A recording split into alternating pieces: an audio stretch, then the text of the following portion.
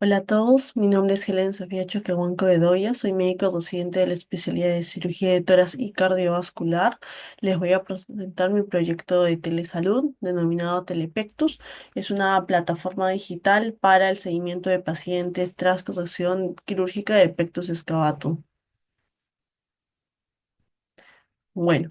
el pectus excavatum es una de las deformidades congénitas de la pared torácica anterior más frecuente. La incidencia a nivel mundial es de 1 a 8.000 nacidos por mil nacidos vivos. En nuestro medio se desconoce exactamente cuál es la incidencia actual, pero hay una tendencia creciente al mayor diagnóstico de esta patología, que ha sido previamente subdiagnosticado, sobre todo porque hay un aumento en la población mundial, los pacientes con síndromes genéticos que generan algún tipo de deformidad de la pared costal tienen mayor sobrevida, y bueno, estos pacientes van a llegar con nosotros, cirujanos de tórax y cardiovascular, para realizar una corrección quirúrgica que tenemos. En casos severos se puede utilizar el índice de Haller o el índice de conducción de Pectus, o en caso que los pacientes tengan algún tipo de compromiso cardiorrespiratorio, es decir, compresión o desplazamiento cardíaco, que tengan algún tipo de enfermedad respiratoria restrictiva, o una razón bastante importante también es de que esta deformidad de la pared torácica causa algún tipo de repercusión psicosocial en el paciente, con lo cual está indicado corregirlo. Ahora, tenemos dos mecanismos por el cual podemos corregir esta patología. El primero es la cirugía de Reich, que consiste en la exéresis de los cartílagos costales de la pared torácica anterior, a fin de poder esto reducir esa deformidad, ¿no? Es también llamada el procedimiento de Reich, es un procedimiento abierto. A diferencia de la cirugía de NAS, que es un procedimiento mínimamente invasivo, en el cual bajo guía toracoscópica se coloca dos barras de metal por debajo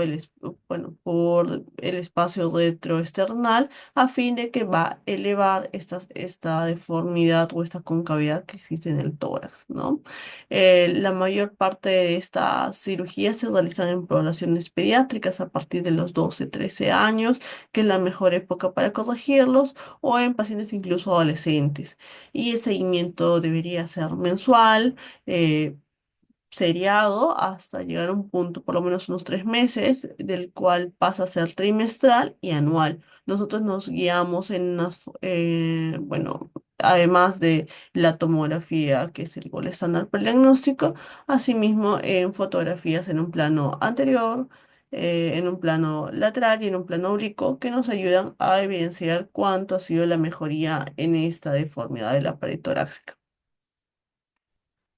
Ahora, si bien es cierto, estos pacientes deberían tener un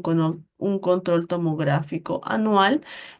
sabemos de que las brechas en el sistema de salud muchas veces impiden que esos pacientes tengan sus citas de forma mensual o de forma trimestral, de forma exacta. Muchas veces alcanzan su cita a los 2 3 meses y perdemos esta continuidad en el seguimiento. Incluso esto, muchos pacientes van a sacar cita o van a venir solamente para evidenciar que en la foto hay una mejoría, o al revés, puede ser que no haya una mejoría o vemos de que ya llegan a surgir alguna complicación en el tiempo, ¿no? Entonces, vemos de que nuestros pacientes, para continuar el seguimiento, deben acudir a una cita presencial, o incluso si es que viéramos de que no ha evolucionado favorablemente, deberían adelantar la tomografía, o si es que persisten los síntomas, sacar cita con algún especialista de cardiología, o de pediatría o de neumología. Esto se da tardíamente de forma presencial, muchas veces por limitantes que escapan de la parte médica, poco número de citas, poco número de profesionales, que el paciente tenga que viajar de provincia, que tenga que ausentarse del colegio. Recordemos que la mayor parte de estos pacientes son escolares, o que los padres no puedan pedir permiso en sus centros de labor, lo cual puede dificultar el seguimiento de estos pacientes. Entonces, ¿cuál sería el objetivo de lograr una plataforma digital de seguimiento? Disminuir las horas de ausentismo escolar, disminuir los costos de traslado a la entidad de salud, y asimismo disminuir también el ausentismo laboral por parte de los padres. Recordemos que al ser menores de edad, esos deben venir acompañados por un padre o por un apoderado. Ahora, bueno, les comparto este estudio realizado por Crucenten en el año 2024, donde hace un seguimiento a pacientes posoperados de Pectus excavatum. Bueno, ellos evalúan la tasa de satisfacción en el tiempo y evalúan de que más o menos el 96% de los pacientes se sienten satisfechos tras una cirugía correctiva de Pectus excavatum. Ahora, pero ya en este tiempo, más o menos en 10 años, los pacientes, el 30% de ellos han sentido que, pese a la cirugía, han sentido la presencia en sus propias palabras de un movimiento torácico hacia adentro, es decir, la persistencia de esta deformidad torácica, pero ha sido evidenciado muy tarde. Ahora, el 12,8%, es decir, casi el 13% de total de los pacientes finalmente, por esta persistencia de la deformidad, ha pedido una evaluación quirúrgica para valorar si es que se somete a una nueva cirugía o no. Ahora, la mediana del tiempo desde la cirugía hasta el seguimiento fueron casi 10 años y la mayor parte de estos pacientes encuestados fue de 25 años. Esos pacientes, de un total de más de 500 pacientes, se hizo un seguimiento vía llamada telefónica casi 10 años de su cirugía, de los cuales solamente contestaron 138, es decir, casi el 15%. Entonces vemos que un seguimiento a largo plazo tardío no va a lograr que el 100% de los pacientes sean captados. Ahora, dentro del contexto del paciente, nos hablamos en la ley del niños y adolescentes, sino que nuestra mayor parte de la población es población pediátrica. Asimismo, nos basamos también en el reglamento de la ley 30947, que es la ley de salud mental. Una de las grandes indicaciones para hacer la corrección quirúrgica de las deformidades de la pared torácica anterior, el pectus excavatum, es que causa algún impacto psicosocial. Recordemos que en los niños la formación de la imagen corporal se da durante la época de la pubertad y la adolescencia. Entonces, este tipo de deformidades pueden causar mellas en su autoestima, en su salud mental, ocasionando incluso que tengan trastornos de la imagen corporal. Es por eso que para nosotros esto es bastante importante no solamente contar con un equipo médico, sino también con un equipo que valore la salud mental en nuestros pacientes. Y por último, también nos hablamos en la ley marco de telesalud, que ya está vigente desde el 2021, que apoya ese tipo de proyectos para tratar de fortalecer el vínculo médico-paciente mediante el uso de las tecnologías, ¿no? Ahora, vamos a definir algunos puntos claves como son salud digital, que es el uso de las tecnologías digitales, las TIC, para proporcionar servicios de salud que sean accesibles a nuestra población. Ahora, por otro lado, la telemedicina es la provisión de diferentes servicios de salud a distancia, ya sea en los componentes promoción, prevención, diagnóstico, tratamiento. En nuestro caso, este proyecto Telepectus, recuperación, rehabilitación y cuidados postoperatorios, ¿no? Ahora, dentro de las TICs, que son, es un conjunto de servicios, redes, software, dispositivos de hardware que van a tratar de mantener la interconectabilidad. Ahora, la interoperabilidad se define como la capacidad de todos los sistemas de cambiar información, comunicarse mediante el uso del mismo formato y protocolo de información. Ahora, dentro de algunos términos más objetivos del ámbito quirúrgico, el pectus excavatum, como ya había mencionado, es una deformidad torácica anterior que genera un hundimiento y que puede estar acompañado o no de sintomatología o de compromiso cardiorrespiratorio o incluso síntomas o afectación psicosocial, ¿no? Las dos técnicas quirúrgicas por las cuales se resuelve esto, que es la cirugía de Ravitch, que consta de una resección de los cartílagos costales deformes para permitir que el esternón recupere su posición anterior y esto podría no incluir incluso la fractura del mismo hueso para mantener o corregir esa deformidad. Por otro lado, la cirugía de dos. La cirugía de NAS bueno, es un abordaje mínimamente invasivo mediante un abordaje toracoscópico hasta el plano retroesternal para colocar una barra curva que va a corregir esa deformidad que se puede quedar de 2 a 3 años hasta que los cartílagos puedan remodelarse. Ahora, vamos con la fase uno de nuestro proyecto, que es la evaluación situacional. Vamos a formar un equipo multidisciplinario de trabajo que va a constar del cirujano de tórax y cardiovascular, que es un médico subespecialista que va a captar al paciente después de la cirugía, quien lo va a invitar a unirse a la plataforma digital, le va a realizar los seguimientos al mes y al año. Ahora, según a demanda, también si es que encontrásemos algún signo de alarma o el paciente requiriese alguna otra evaluación antes de tiempo, el pediatra es quien va a lograr o va a continuar el seguimiento mensual durante los 3 primeros meses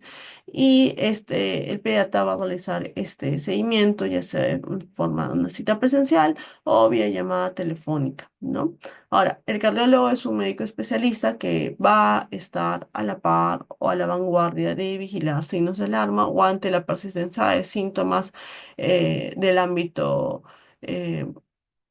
cardíaco, como pueden ser disnea, dolor torácico, dolor atípico, que pueden revelar de que tras la cirugía no hay la solución o no ha habido la respuesta que se esperaba. El neumólogo también es un médico especialista que también va a realizar el seguimiento o el screening de síntomas respiratorios, como ejemplo disnea, apnea, mala tolerancia al ejercicio tras una cirugía de Ravitch. Ahora,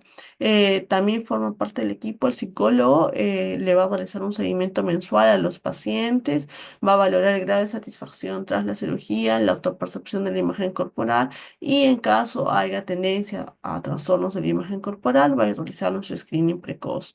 Por otro lado, el fisioterapeuta es el encargado de hacer también un seguimiento mensual de los pacientes, va a incluir o va a dar las pautas de fisioterapia para la rehabilitación tras la cirugía y es el que va a brindar también las pautas para que nosotros tengamos un seguimiento en imágenes, es decir, en fotografías, en un plano anteroposterior, en un plano lateral y oblicuo, para poder comparar la mejoría después de la cirugía. Y finalmente, y no menos importante, el analista en datos de salud, quien va a encargar de darle soporte a la plataforma virtual. Esto nos va a apoyar con el análisis también de la información, el cribado de seguridad y va a formar parte también de nuestras reuniones de auditoría mensuales. Ahora, ¿cuál es nuestro público objetivo? Vamos a tener dos tipos de usuarios, los usuarios o beneficiarios directos y los indirectos. Bueno, los directos básicamente son nuestros pacientes post-operados de una cirugía correctiva de pectus excavatum. Incluyen niños desde los 13 años que le da sugería para iniciar la cura quirúrgica de las deformidades de la pared anterior. Pueden incluir pacientes de la capital que también pueden tener dificultad en el acceso a las citas o de acudir a sus citas presenciales y de los diferentes departamentos que aún más se a la brecha de poder trasladarse desde una región a otra, sobre todo considerando de que el tiempo de que el paciente viaje desde una provincia hasta la ciudad capital Lima incluye también días de permiso o ausentismo escolar y ausentismo laboral por parte de los padres. Nivel socioeconómico, la plataforma está disponible para todos los pacientes de todos los niveles socioeconómicos. Bueno, la única condicionante es que tengan acceso a un teléfono móvil con acceso a internet, que más adelante valoramos este punto de corte para tratar de reducir un poco más las brechas de los pacientes de niveles socioeconómicos más bajos. Bueno, las barreras básicamente es la dificultad de acceder a citas presenciales dentro del esquema que nosotros sugerimos, o sea, que tenga una cita al mes, mensual durante 3 meses, luego trimestral y finalmente anual, ¿no? Ahora, la limitación también de muchos estudiantes de solicitar permisos escolares o laborales en el caso de los padres o incluso compromiso o una limitación económica. Recordemos que acuden al control no solamente el menor de edad, sino también los padres o sus cuidadores. Ahora, los beneficiarios indirectos, los especialistas tanto cirujanos de torácico cardiovascular, cardiólogos, neumólogos, pediatras, psicólogos, fisioterapeutas y todos los miembros de nuestro equipo multidisciplinario. Ahora, bueno, respecto al análisis del entorno, tenemos algunas oportunidades y algunas brechas y desafíos. Por un lado, las oportunidades tecnológicas que tenemos es el marco de la ley de telesalud en el país, que se ha afianzado, que está generando más confianza en los profesionales de salud y que también ya tiene algunos precedentes que permiten que este tipo de proyectos ya se lleven a cabo. Ahora, el acceso a la telefonía celular por parte de los pacientes y o familiares, más del 95% de los pacientes en nuestro país tienen acceso a algún tipo de telefonía y en su gran mayoría tienen acceso a telefonía con conexión a internet, al menos de baja accesibilidad, lo cual permite el desarrollo de plataformas que requieran, por decirlo, un mínimo de datos para poder optimizarse, ¿no? Ahora, las plataformas de bajo consumo de datos, también esto vemos de que muchas aplicaciones están accesibles a nuestros pacientes. Las llamadas telefónicas no requieren mayor coste para nosotros, para el paciente. Ahora, en el caso de que haya limitación, vamos a ver más adelante de que se les ofrece también otras opciones a este tipo de pacientes. Y que personalmente todo el personal de salud está en constante capacitación, tanto en temas de salud digital y telesalud. Dentro de las brechas, por otro lado, que tenemos es la conectividad limitada en ciertas áreas de nuestro país.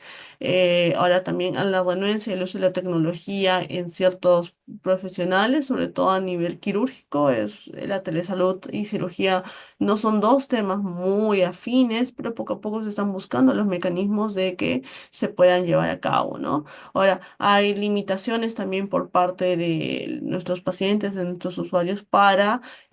alternar o interactuar con plataformas digitales. Pero también tiene otra oportunidad de que muchos de los pacientes que están en una edad entre la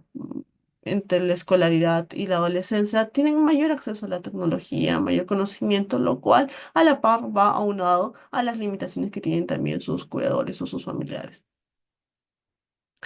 Vamos a hablar ahora acerca de la evaluación del entorno facilitador. Si bien es cierto, ya nuestro medio ha alcanzado cierto grado de madurez en salud digital, la ley marco de telesalud nos ha brindado ya más herramientas que van a afianzar de que los programas digitales van a empezar a resolver problemáticas de la salud. Ya en el contexto de la pandemia del SARS-CoV-2, hemos visto de que se afianzó un poco más la telesalud, la telemedicina en nuestro país, lo cual ya ha hecho que los dos profesionales y también los pacientes tengan un poco más de conocimiento acerca del uso de TICs. Hemos visto que durante la pandemia en nuestro país el acceso a Internet se magnificó en gran escala, llegando incluso a zonas rurales más alejadas de nuestro país, lo cual nos facilita de que este tipo de iniciativas tenga llegada a mayor cantidad de pacientes. Respecto a la infraestructura organizacional,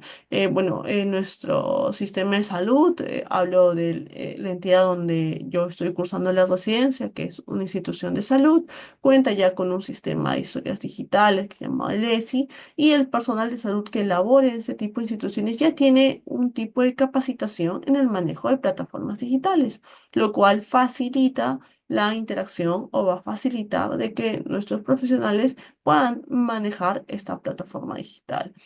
Ahora, a la larga, ese tipo de integración entre nuestro sistema institucional, que en salud sería el ESI, con Telepectus, que es la plataforma digital sugerida para el seguimiento de pacientes posoperados, va a brindar una reducción de costos, menos tiempo de espera para citas para nuestros pacientes, mayor adherencia al seguimiento y al tratamiento y al reconocimiento precoz de complicaciones o de un curso no favorable posoperatorio. La normativa vigente, como ya mencionamos, es la ley número 27337, la ley de niños y adolescentes, la ley de salud mental número 30947. Recordemos que este tipo de patología en pacientes en la edad de pubertad y adolescencia tiene una gran repercusión sobre su imagen corporal y su salud mental, así como la ley 3041, que es la ley del marco de telesalud. Bueno. Por otra parte, vamos a ver que tenemos cierto grado de de retos y oportunidades. Entre ellos tenemos las barreras tecnológicas, como son la conectividad limitada a Internet. Si bien es cierto, el acceso a Internet se ha magnificado, no todos van a tener un Internet de banda ancha, algunos van a tener un Internet básico con conexión a aplicaciones o a programas limitados, la mayoría de estas redes sociales, lo cual les limitan un poco el acceso de nuestros pacientes. Ahora, la idea es que evitarle que nuestra plataforma sea poco amigable, tratar de que sean botones grandes para que tanto los pacientes, sus familiares o cuidadores que tienden a ser personas adultas o incluso adultas mayores puedan realizar el seguimiento adecuado de nuestros pacientes.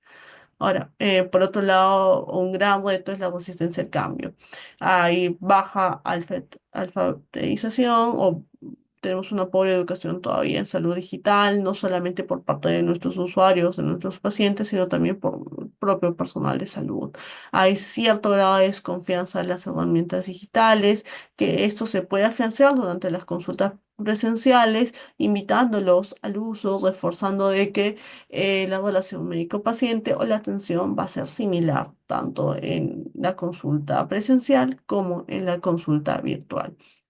Ahora, va a haber también cierto grado de preocupación ética acerca de la protección de datos o el consentimiento informado. Recordemos que al ser pacientes pediátricos debemos valorar mucho el consentimiento informado no solamente por parte de los padres, sino el asentimiento del paciente menor y el uso de la información que vayamos a realizar, que eso se explicará un poco más adelante. Ahora, dentro de la fase 2, la planificación de la implementación de ese proyecto, bueno, inicia con la captación de los pacientes. Los pacientes, todo paciente postoperar en nuestra institución tras una cirugía correctiva de pectus excavatum, antes del alta va a recibir una capacitación por parte del equipo quirúrgico, donde se le explica la plataforma, se le hace la invitación a nuestra plataforma Telepectus y esto se le va a registrar. Vamos a incluir nuestras imágenes base, que son las tres fotos del preoperatorio, para evidenciar esto, la deformidad, tanto en un plano anteroposterior, lateral oblicuo, que esta va a ser nuestra guía para poder evaluar en el posoperatorio inmediato, en el posoperatorio al mes, a los 3 meses, a los 6 meses y finalmente al año, cuánto ha sido la mejoría o si es que ha habido esto,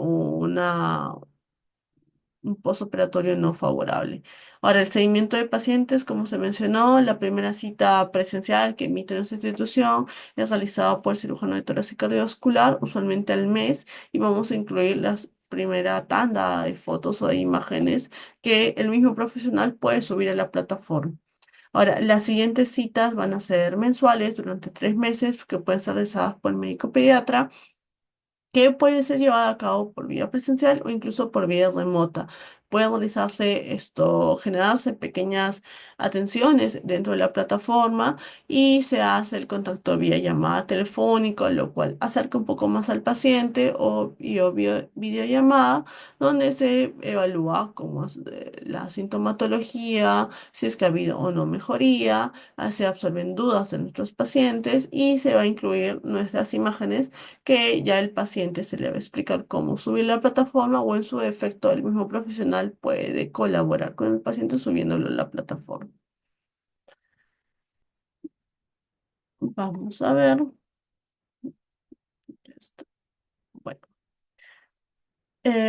Bueno, luego de ello, el seguimiento continúa, que ya a partir de los 3 meses, el seguimiento va a ser de forma trimestral y se mantiene en el mismo formato, ya sea presencial o vía llamada telefónica. Ahora, recordar acá muy importante que tras cada sesión o tras cada interacción con la plataforma va a haber un botón de sugerencias o un botón de esto donde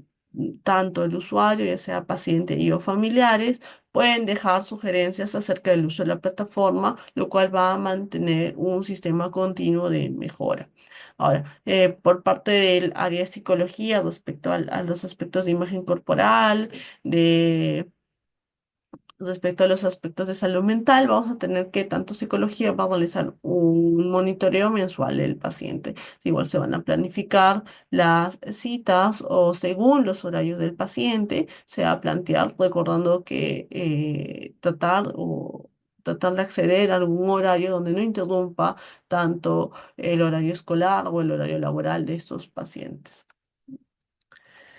Bueno, esto. Y asimismo, el fisioterapeuta va a realizar una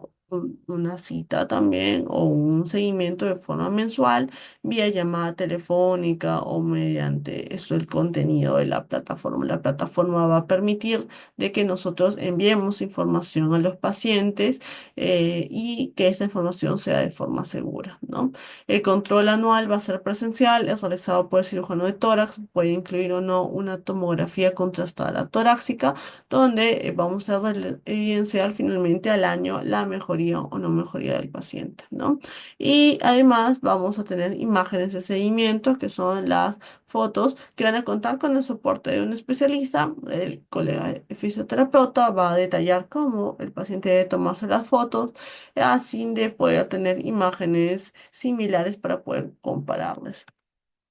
Ahora, vamos a tener chats y consultas en línea, ya sea no solamente con el cirujano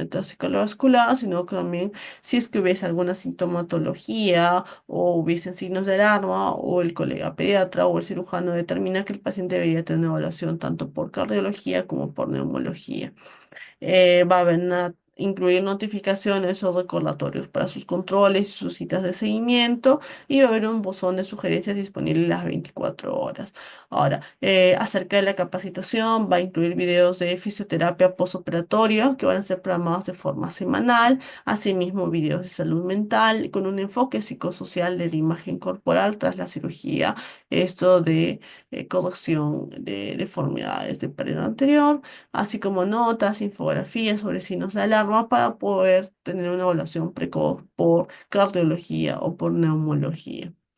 Bueno, dentro de los procedimientos operativos estándar incluye esto, la captación y el registro de los pacientes, va a incluir la verificación de la identidad, la firma del consentimiento informado sobre el uso de datos, se va a crear un perfil con los datos de la historia clínica y las fotos previas a la cirugía. El monitoreo y seguimiento, bueno, va a completarse con la notificación de las citas mensuales, se va a verificar que los pacientes cumplen las citas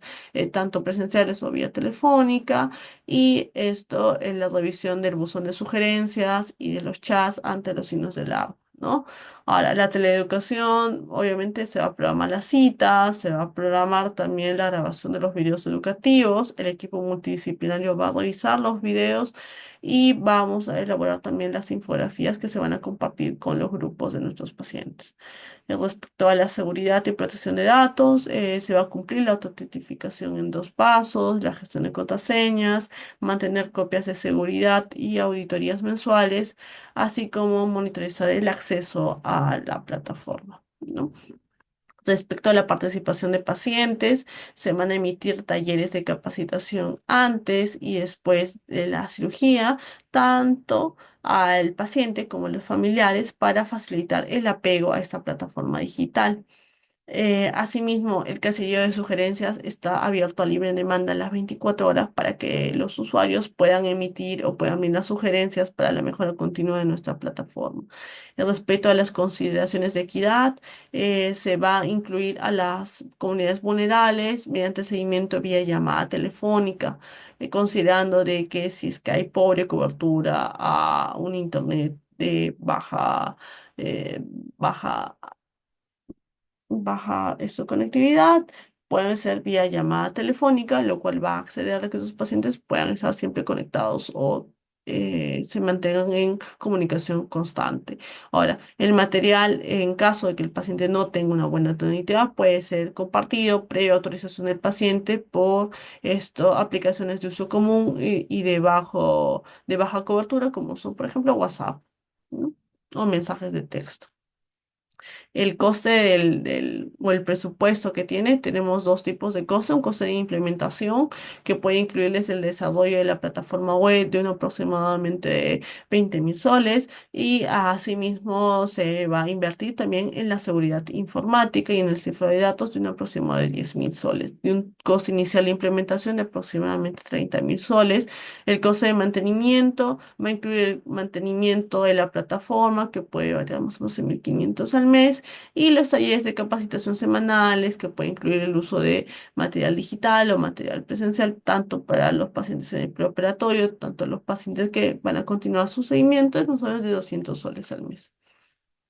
Bueno, acerca de los indicadores, tenemos los indicadores de estructura, o sea, el porcentaje, bueno, el indicador del personal de salud capacitado, que es la cantidad de personal que ha sido capacitado en el uso de Telepectus, que debería ser más del 90%. La disponibilidad de la plataforma Telepectus es el número de visualizaciones de la plataforma registrados en línea, más del 90%, o los usuarios registrados del total de pacientes operados en el mes versus los nuevos pacientes operados, que debería ser más del 80%. Respecto a los indicadores de proceso, tenemos la adherencia al programa, es decir, los pacientes que van a completar el seguimiento al mes, que debería ser más del 80%, el tiempo de respuesta a los videos educativos, que es el tiempo desde que se envía hasta que el- el paciente o el usuario pueda completar o revisarlo, que debe ser menos de 44 horas. El tiempo es de envío de fotos de seguimiento, que debería ser menos de 48 horas, considerando también de que se le va a capacitar al paciente para que sepa cómo hacerlo, brindarle las pautas para que sea lo más amigable y el paciente sea esto capaz de realizarlo en el menor tiempo posible. El tiempo de respuesta de los médicos subespecialistas, que debería ser menos de 12 horas, ¿no? Y la respuesta al llamado telefónico mensual, que es el número de pacientes que contestan las llamadas telefónicas de notificación, de seguimiento o de sus citas, que debería ser más del 80%. Y finalmente los indicadores de resultados, es decir, la satisfacción del paciente, es decir, el porcentaje de pacientes satisfechos que debería ser más del 90%, la disminución del índice de Haller, es decir, el índice de Haller previo versus menos del año por 100%, que debería ser más del 50%, la reducción del ausentismo laboral y escolar, que es el número de días evitados, que debería ser más del 80%, y la adherencia al programa, el porcentaje de pacientes que van a completar el seguimiento anual, que debería ser más del 70%. Ahora, dentro de los mecanismos de planificación de mejora continua, utilizamos mecanismos de retroalimentación como las encuestas de satisfacción. Tras cada evaluación se va a continuar en una encuesta de satisfacción de 5 ítems. El buzón de sugerencias que hemos considerado que debe estar abierto las 24 horas. Auditorías técnicas o revisiones mensuales de la plataforma, tanto con el analista de datos y el equipo multidisciplinario de salud para reforzar puntos débiles y corregir errores de la plataforma, así como el análisis de los datos que se realizarán cada 3 meses recolectando todos los datos de los pacientes y los indicadores de permanencia, ausentismo y calidad de la atención. Finalmente, concluimos de que la creación de una plataforma digital como Telepectus para realizar el seguimiento de los pacientes posoperados en una cirugía de pectus excavatum va a disminuir las brechas de acceso a salud en pacientes que van a poder mantener una comunicación con el equipo de salud, un seguimiento no solamente de la parte física, sino también de la parte psicosocial y la salud mental y de la rehabilitación en el tiempo que ameritan nuestros pacientes. Esta estrategia va a incluir un acercamiento entre el paciente y el equipo de salud, no solamente entre el cirujano, quien va a realizar la intervención, sino también entre los colegas que realizan el seguimiento, pediatras, neumólogos, cardiólogos, los profesionales de fisioterapia y psicología. Ahora, nuestros pacientes también son en su mayor parte una población pediátrica o adolescente que aún cursa estudios superiores o estudios de instrucción básica, lo cual en una plataforma llamada Telepectus va a disminuir las horas de ausentismo laboral, va a disminuir los costos de traslado a una entidad de salud y el ausentismo laboral por parte de los padres. Bueno, es una estrategia innovadora donde el mismo paciente forma parte de su seguimiento y puede interactuar en tiempo real y en forma síncrona y síncrona con el personal de salud, donde va a tener un espacio seguro donde puede absorber sus dudas y conocer acerca de su enfermedad, recibir soporte psicosocial y mantener unas pautas de rehabilitación que va a permitir que su seguimiento postoperatorio sea exitoso. Bueno, eso sería todo. Muchísimas gracias.